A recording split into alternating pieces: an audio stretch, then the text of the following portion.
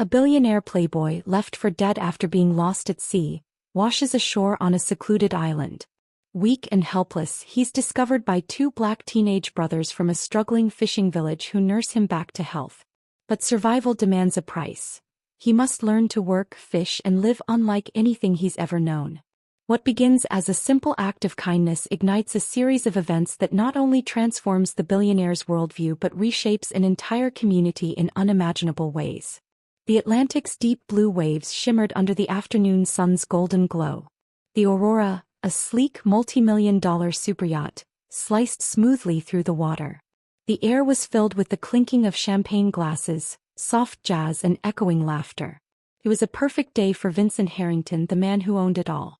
Dressed in a crisp white linen shirt and designer sunglasses, Vincent reclined on a plush lounge chair, sipping aged whiskey.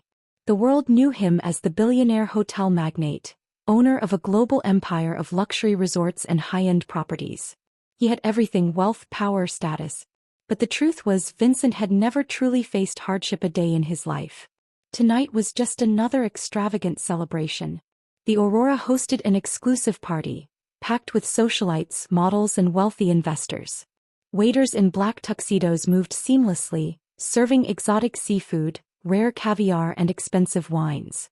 The yacht's infinity pool reflected the sunset's orange hues, and a few guests laughed as they dipped their feet in. Everything was perfect, just the way Vincent liked it. "Vincent, you really know how to throw a party," a voice called out. Vincent smirked as Carter Reynolds, an old college friend and fellow billionaire, approached with a cocktail. Carter was slightly drunk, his cheeks flushed. "Of course I do," Vincent said confidently, tilting his glass. "Why live small when you can live grand?" Carter laughed. "You ever get tired of it?" "Tired of what?" "This. All of this. The parties, the money, the luxury." Carter gestured at the opulence. "Doesn't it ever feel empty?" Vincent raised an eyebrow, slightly amused. "Carter, buddy, that's the difference between you and me. You think too much. Money isn't about feeling fulfilled. It's about having control. The more I have, the less I worry. And right now," he took a slow sip of whiskey, his lips curling into a smile, "I have everything." Carter shrugged and smirked. "Fair enough. But one day, you might realize there are things money can't fix." Vincent scoffed. "If that day ever comes, I'll just buy my way out of it." They both laughed, the conversation dissolving into light-hearted banter as the evening progressed. The Aurora drifted further from the coastline, deep into open waters. The crew had received weather reports earlier, a potential storm brewing over the Atlantic. But Vincent, in his usual arrogance, had brushed it off. "Storms pass. We'll be fine," he told Captain Rodriguez, waving away the warning. "Besides, we've got state-of-the-art tech on board. This yacht is built to handle anything." Now, as the party raged on, Captain Rodriguez stood near the helm, his brows furrowed. The sky, once clear gold, had darkened. The wind was picking up, carrying a humid, electric charge. He approached Vincent, who was laughing with a group of models near the bar. "Mr. Harrington, I need a word." Vincent sighed, clearly irritated. "This better be important. The storm is closing in faster than expected. We need to turn back now if we want to avoid rough waters." Vincent glanced up, noticing the ominous clouds creeping in. But instead of worry, he simply smirked. "A little rain never killed anyone, Captain." He took another sip. "Besides, I paid for an unforgettable evening. Let's not ruin it over some bad weather." Rodriguez clenched his jaw. "This isn't just rain, sir. These are dangerous conditions. If we don't change course, the ship—" "Enough, Rodriguez." Vincent cut him off, waving a dismissive hand. "I hired you to sail, not to lecture me. Keep the course." The captain hesitated but finally nodded. "Understood, sir." With a frustrated sigh, he returned to the helm, knowing full well this was a mistake. It started with a single clap of thunder, a deep, guttural sound that rumbled through the sky like an angry god. The waves grew restless, slamming harder against the yacht's hull. The wind howled, whipping napkins, drinks, and decorations off tables. The once festive atmosphere shifted, guests glancing at the sky with nervous curiosity. Then came the rain, not soft droplets but a torrential downpour soaking the deck within seconds. Panic set in. Crew members scrambled to secure loose items while guests screamed as the yacht tilted sharply, sending people tumbling over tables and chairs. The infinity pool's water sloshed violently, spilling over the edges as the ship lurched. Vincent staggered as the deck tilted beneath his feet. His heart pounded, but pride kept him from showing fear. Everyone inside now. Captain Rodriguez bellowed. Lightning split the sky, followed by an ear-splitting boom. A massive wave, towering like a wall of liquid steel, rushed toward the yacht. Brace for impact.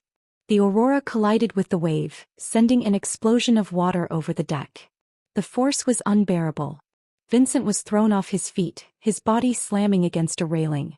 His whiskey glass shattered on impact, the amber liquid spilling like blood. And then the worst happened. A second, even larger wave crashed into the yacht's side, violently tilting it beyond recovery.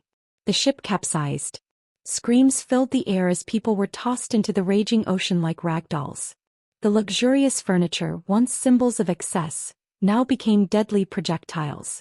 Water rushed in, swallowing the grand interiors of the Aurora, dragging everything and everyone down into the abyss.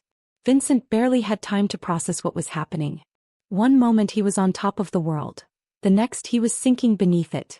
Underwater, all was silent except for the pounding in Vincent's chest. His lungs burned as he fought against the crushing weight of the ocean. He kicked desperately, reaching for the surface. His expensive clothes, once a mark of status, now felt like chains dragging him deeper. He broke through the surface, gasping for air. Around him the storm still raged, but the Aurora was gone. The ship that had once represented his power had been swallowed whole by the sea. "Help!" he shouted, but the howling winds drowned his voice. He could barely see, just endless black water, furious waves and flashes of lightning. His arms flailed, his body exhausted. Then through the chaos his fingers brushed against something. A life buoy floating aimlessly. He grabbed it with the last of his strength, clinging to it as if his life depended on it, because it did. The storm continued its merciless assault, but Vincent, shivering, drenched and utterly alone, had no fight left in him.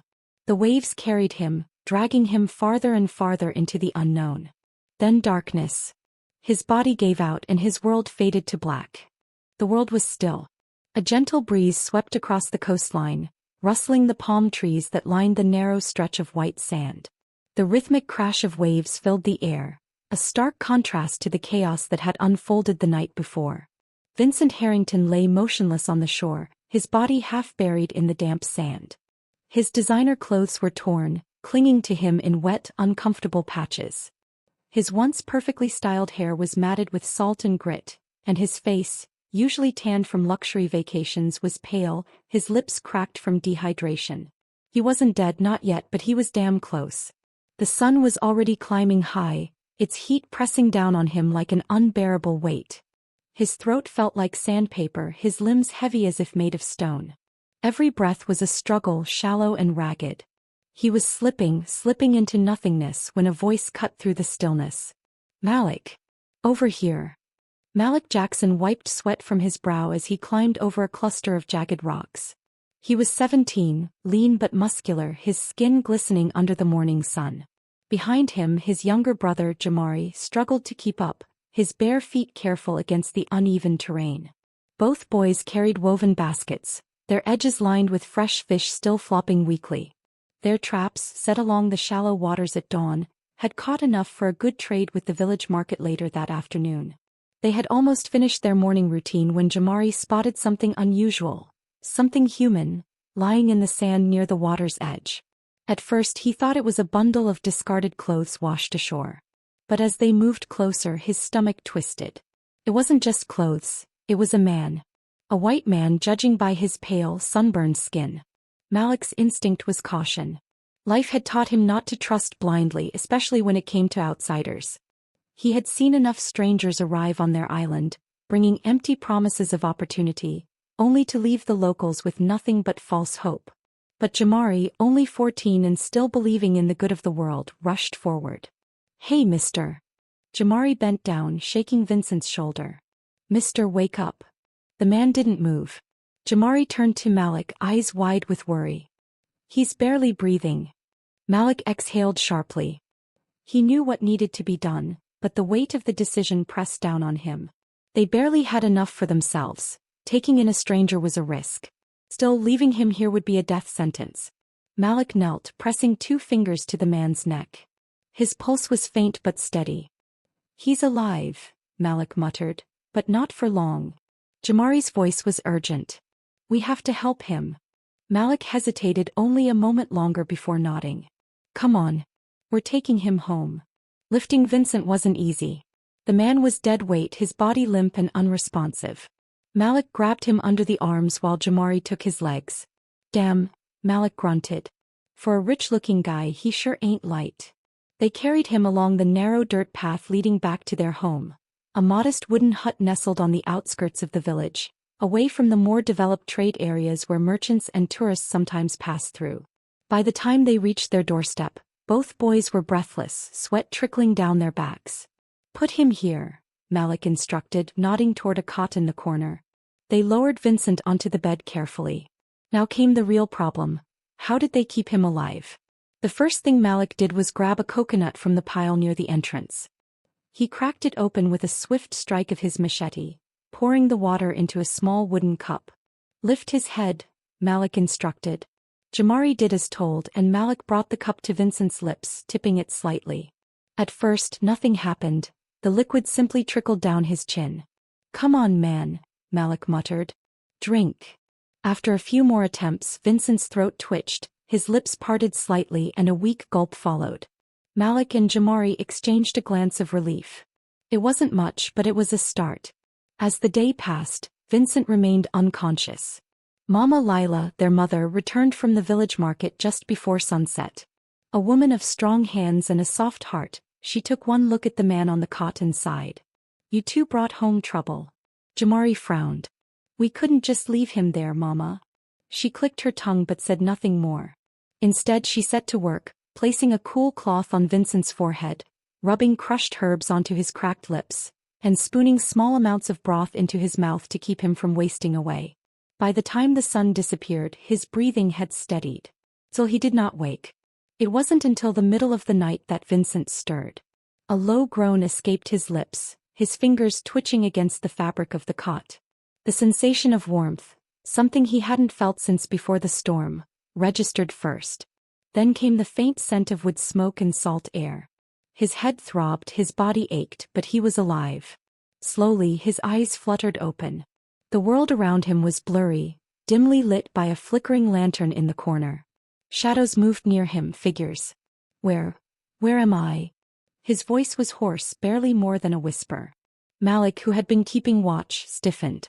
He hadn't expected the man to wake up yet. "You're in our home," Jamari answered before Malik could. "We found you on the beach." Vincent blinked, confusion clouding his expression. The beach. And then the memories came rushing back. The storm, the crashing waves, the yacht, his yacht, sinking into the abyss. His breath quickened. My boat," Malik cut him off, his voice firm. "Gone." Vincent's chest tightened. He swallowed hard, trying to sit up, but the pain that shot through his ribs forced him back down with a grunt. "You should rest," Mama Lila's voice came from the doorway. She stepped inside, crossing her arms. "You're lucky my boys found you when they did." Vincent turned his head toward her. He swallowed, his throat still raw. "I need to get back. I need to contact someone." Mama Lila sighed, shaking her head. "There's no phone here. No signal." Vincent's brows furrowed. "Then how the hell do you people?" He stopped himself, realizing how that sounded. Malik's gaze hardened. "We people manage just fine. Maybe if you weren't so busy drowning in your own money, you'd know how to survive without it." Vincent had no response. Because for the first time in his life he was powerless. And he was entirely at the mercy of the very people he would have once ignored. The morning sun crept through the wooden slats of the hut, casting warm golden streaks across the room where Vincent Harrington lay. His body ached in ways he had never experienced before. Every muscle sore, his ribs throbbing from the aftermath of being tossed around by the ocean. The distinct scent of salt air, burning wood, and something earthy lingered in the space. It was unfamiliar, raw, primitive, so far from the world he was used to. He stirred, his fingers curling against the rough fabric of the cot beneath him. The room was simple, too simple. No air conditioning, no soft linens, no glass chandeliers or sleek marble floors. Just wooden walls, a thatched roof and the distant murmur of the ocean beyond. And then the reality of his situation hit him like a brick. He wasn't on his yacht. He wasn't in his penthouse. He wasn't in control. He was stranded. Vincent swallowed, his throat still raw. His mouth was dry and a dull headache pulsed behind his eyes. He tried to sit up, only to wince as a sharp pain shot through his ribs. That's when he noticed Malik, the older of the two boys, standing near the doorway, watching him with quiet scrutiny. "You're up," Malik said flatly, arms crossed. Vincent exhaled, rubbing his forehead. "Where am I?" Malik didn't answer immediately. Instead, he picked up a wooden bowl from a small table and walked over, handing it to Vincent. "Drink." Vincent hesitated. He wasn't in the habit of taking orders, especially not from someone he barely knew. But thirst overpowered pride and he took the bowl. The liquid inside was cool, slightly sweet coconut water. He drank deeply, his body craving the hydration. Malik sat on the edge of a nearby stool, watching him. "You're on our island," he finally said. "We found you washed up on the shore yesterday morning. You were half dead." Vincent let the words sink in. He glanced around, his jaw tightening. This is your home?" "Yeah." Vincent took in the modest surroundings again. There was no electricity, no running water, just bare essentials. His fingers tightened around the bowl. "Where's the nearest phone?" "A radio." Malik scoffed, a humorless laugh. "You think we just got a satellite phone lying around?" Vincent ignored the sarcasm, forcing himself to remain calm. "How do I get back to the mainland?" Malik shrugged. "People from the village go to the mainland a few times a month to trade. If you're lucky, someone will take you next time they go." "Next time?" Vincent's head snapped up. "When is that?" "A week, maybe 2. Vincent froze. "A week? 2 weeks." He had never been without modern conveniences for more than a few hours, let alone trapped on a remote island with no phone, no money and no power. His chest tightened. "This is ridiculous," he muttered. "I need to leave today." Malik rolled his eyes. "Good luck with that." Vincent clenched his jaw. "There has to be another way." Malik sighed, standing up. "Look man, you can freak out all you want, but it won't change anything.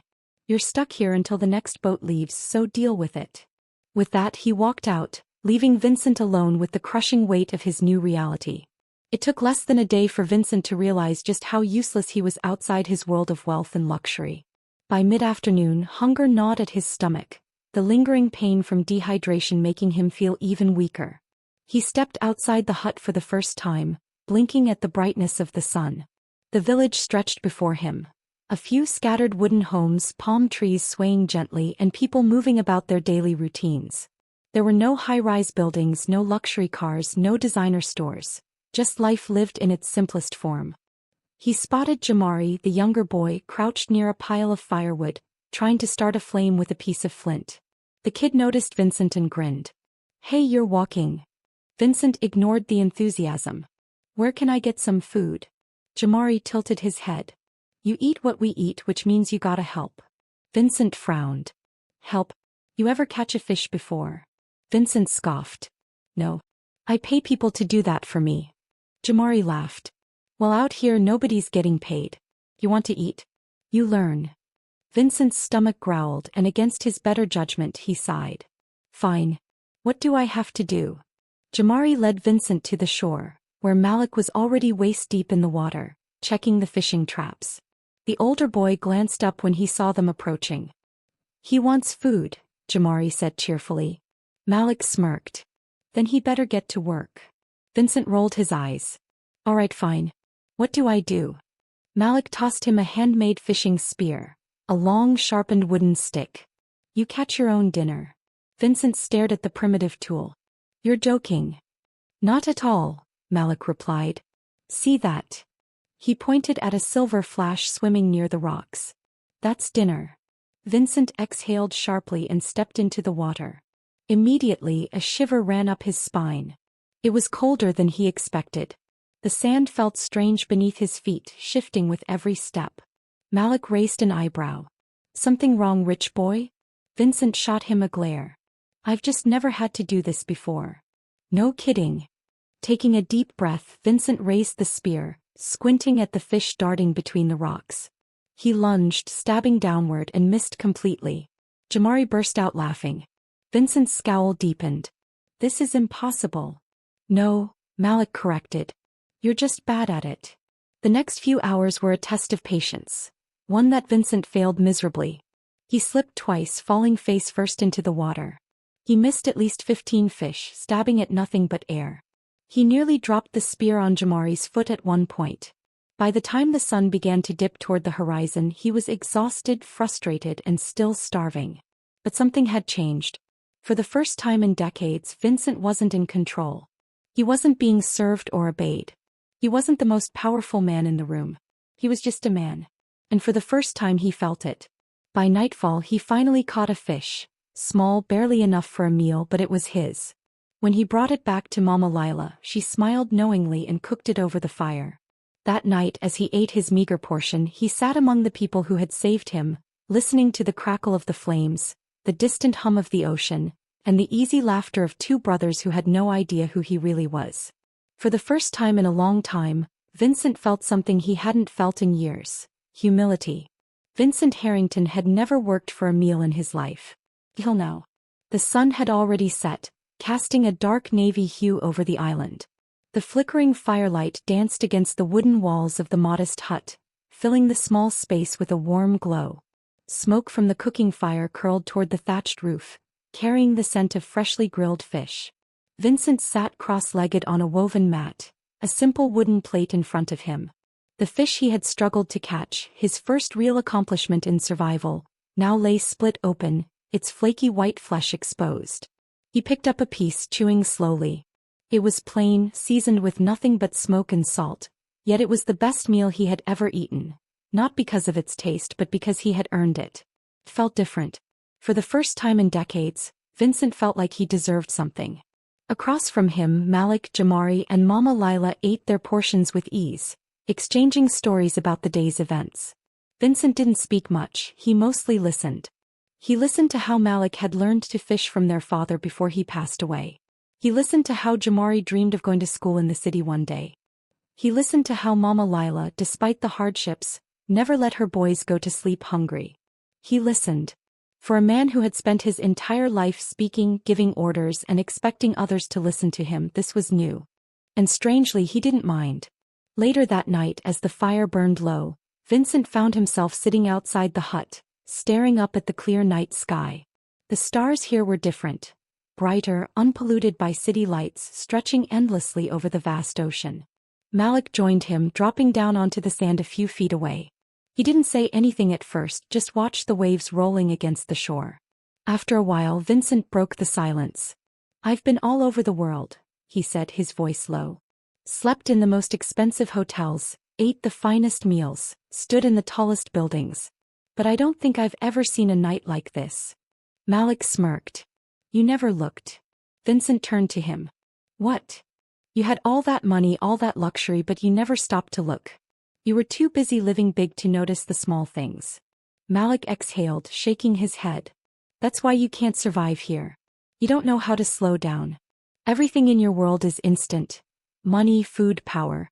But here life doesn't work like that." Vincent frowned but didn't argue because Malik was right. For the first time, Vincent saw the vast difference between wealth and richness. He had been wealthy, yes, but rich? No. Not in the way these people were. They had nothing, and yet they had everything that mattered. Family, purpose, gratitude for every little thing. It was a richness money couldn't buy. And it tugged at something deep inside him. The next morning, Vincent woke up before sunrise, which in itself was an accomplishment. His body ached from sleeping on a thin cot, but the stiffness was less unbearable than before. The moment he stepped outside, the sight shocked him. The village was already alive with movement. Women carried baskets of fruit and fish to trade. Children ran along the sand, laughing as they played.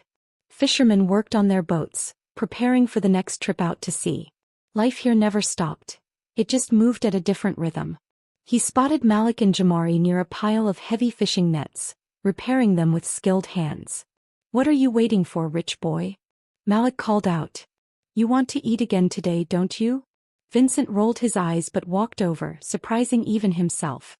He expected Malik to hand him something easy, maybe another spear.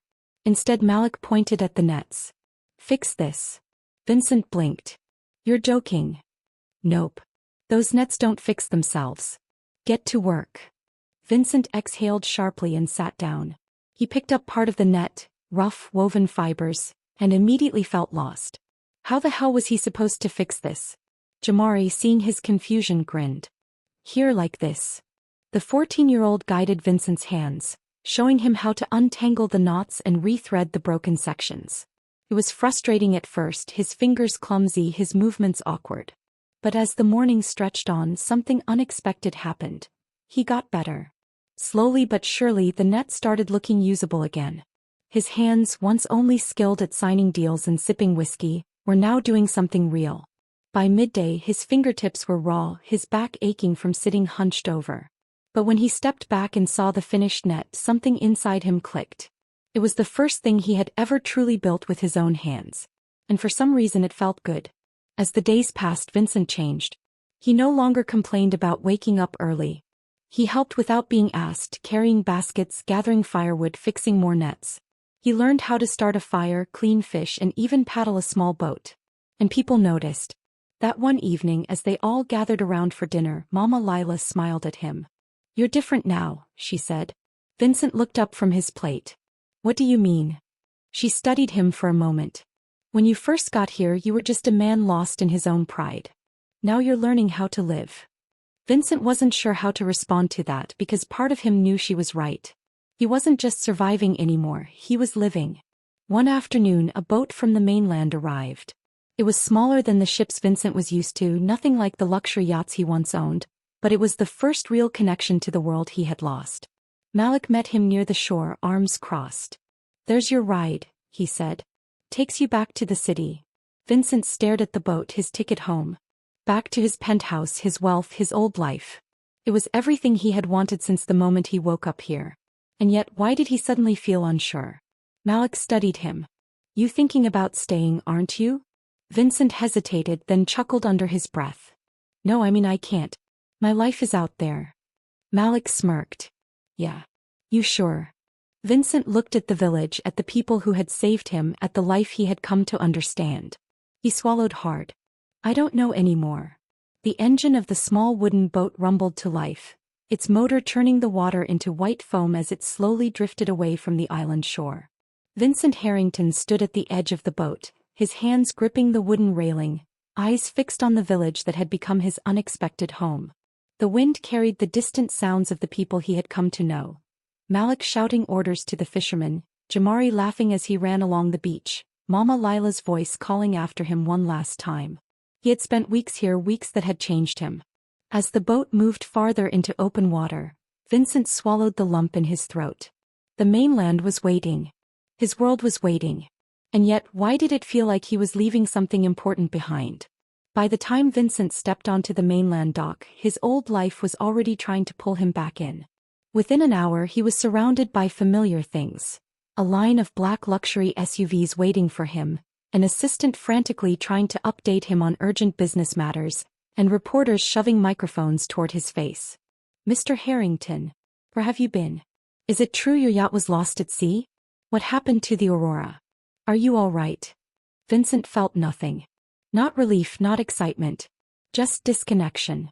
His assistant, Daniel, rushed toward him holding out a phone. "Sir, your board members have been waiting to hear from you. You have back-to-back meetings this week. The press is going wild.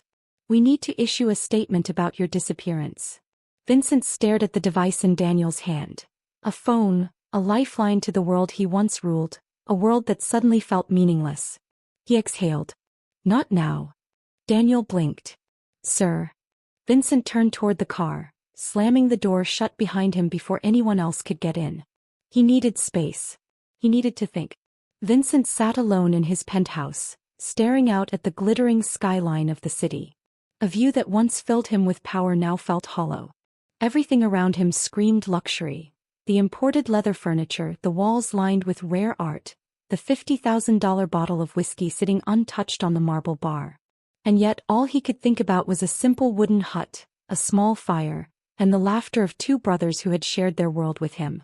He had returned to everything he once thought mattered, so why did it all feel so empty? Vincent picked up his phone, his fingers hesitated over the screen before he finally typed in a search. Fishing villages near island name. A list of results popped up. Trade routes, economic conditions, poverty statistics. His jaw tightened. He knew what he had to do. And for the first time in his life, it wasn't about business. It was about giving back. 1 week later, a massive yacht appeared on the horizon. Sleek, modern, and twice the size of the old Aurora. The people of the village gathered near the shore, watching in awe as the vessel glided toward them. Some of the fishermen whispered to each other, eyes wide with disbelief. Then, as the boat slowed to a stop, a familiar figure stepped onto the dock. Vincent. His once arrogant posture was gone. Instead he stood tall, looking humbled, purposeful. Malik crossed his arms, raising an eyebrow. "Didn't expect to see you again, rich boy." Vincent smirked. "Guess you don't know me as well as you thought." Jamari, unable to contain his excitement, rushed forward and hugged Vincent. "You came back." Vincent grinned, roughly ruffling the boy's hair. "I told you I would." Mama Lila stepped forward, eyes filled with curiosity. "Why are you here, Vincent?" His smile faded slightly as he turned toward her, his expression serious. "Because I owe you more than just my life," he said. "And I intend to repay that debt." It wasn't just a visit. Vincent had come back with a plan. Within days, construction began in the village. New boats, a proper fishing dock, a school for the children, a medical center. He didn't just throw money at the problem. He worked alongside the people, hauling supplies, setting up nets, talking to the villagers about what they needed most. It wasn't charity, it was a partnership. One night, as they sat around the fire again just like before, Malik shook his head, looking at Vincent with something close to respect. "You're not the same man who washed up on our beach," he said. Vincent chuckled. "Yeah, well, I had some good teachers." Malik smirked. "Damn right you did." Months passed. The village thrived. What started as a rescue mission had become something much bigger. A second chance at life. Vincent didn't just give back, he stayed involved. He kept visiting, kept helping, kept learning. And for the first time in his life he felt something he had never truly understood. Fulfillment. Not from money, not from power, but from making a difference. As he stood on the shore one evening watching the sun set over the ocean, he realized something. He had survived the storm. But he had been saved by kindness. And in return he had learned how to live. Before he left the island for the last time, Vincent handed Malik a letter. "What's this?" Malik asked, frowning as he unfolded it. Vincent smiled. "I will." Malik's eyes widened. "You serious?" "Yeah," Vincent said. "If anything ever happens to me, half my wealth goes to this village. No strings attached." Malik was silent for a moment, then let out a slow whistle. "Damn," he muttered. "Guess I gotta stop calling you rich boy now." Vincent laughed. "Nah, keep it. Reminds me of how far I've come." Vincent Harrington had once been a man who thought money was everything. But in the end he learned that true wealth isn't what you keep, it's what you give. Join us to share meaningful stories by hitting the like and subscribe buttons. Don't forget to turn on the notification bell to start your day with profound lessons and heartfelt empathy.